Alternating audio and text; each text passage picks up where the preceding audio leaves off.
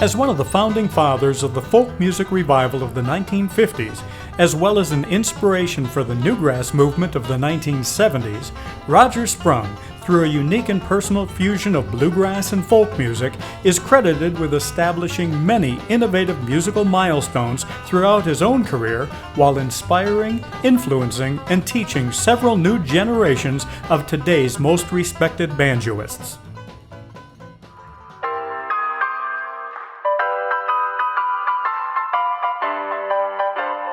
Born in New York City in 1930, Sprung began instinctively playing boogie-woogie piano at the age of 7.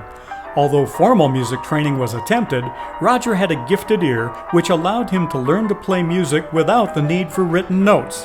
When he was introduced to an existing community of like-minded folk musicians in New York City's Washington Square in 1947, Roger's musical course was charted.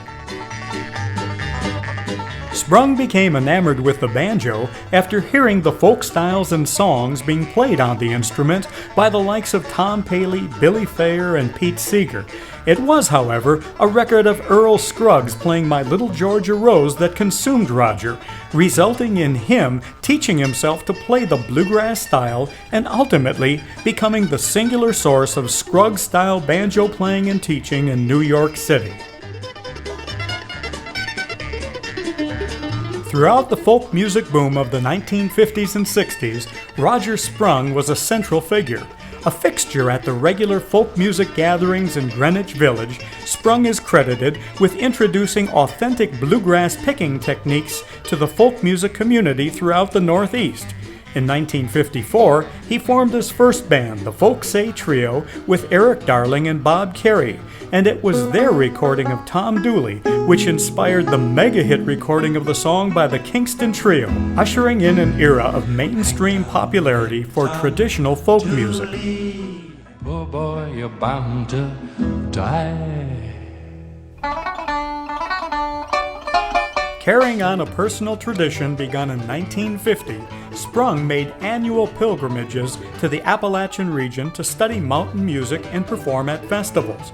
Melding traditional mountain music with bluegrass and flavoring the mix with elements of jazz, blues, and pop, Sprung invented a hybrid musical genre which he coined as progressive bluegrass in 1960.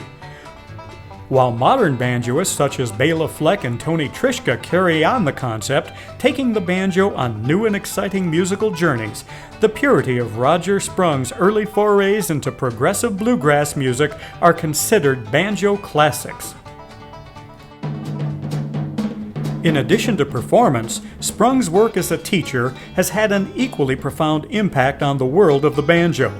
In addition to a lifetime student body numbering over 3,000, with Eric Darling, Chad Mitchell, and John Stewart among the lot, many of today's banjo icons, including Steve Martin, credit their inspiration and interest in playing the banjo outside of traditional bluegrass styles directly to Roger Sprung.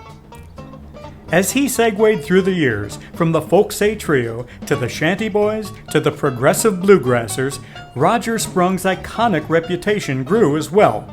Performing an eclectic repertoire, including classical, jazz, and pop music, all played in a bluegrass style, he appeared on stage, television shows, and recordings with a diverse range of artists ranging from country and bluegrass stars such as Doc Watson, Willie Nelson, and Tanya Tucker, to American songbook purveyors K-Star and Guy Lombardo.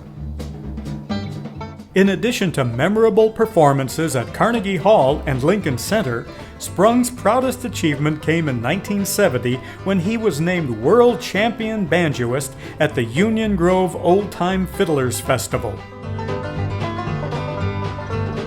When Roger Sprung was honored as a pioneer of bluegrass at the 2009 Romp Festival in Owensboro, Kentucky, the humorous yet humble and inclusive nature which finds friends remembering him both as an accomplished musician as well as a good human being were apparent. "It's a gift to be simple," he said. "I have my whole life and my family to be thankful for. The banjo is just on top. It's like ice cream on top of pie. A little extra in my life, and it's wonderful. If you put me on a pedestal, take me off. I'm your friend."